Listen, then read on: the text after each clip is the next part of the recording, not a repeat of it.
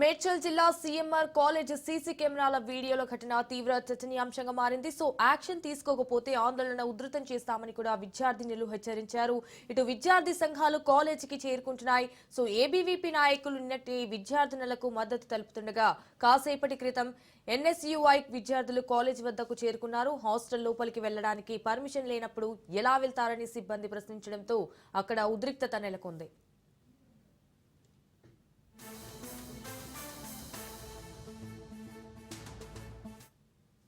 ఆడబిడ్డల మాన ప్రాణాలకు రక్షణ కరువైందని నివేదికలు చెప్తుండగా తాజాగా ఓ కాలేజీలో ఇలాంటి ఘటన చోటు చేసుకుంది. మేడ్చల్ జిల్లా సీఎంఆర్ కాలేజీలో చోటు చేసుకున్న ఘటన తీవ్ర విమర్శలు దారితీస్తోంది.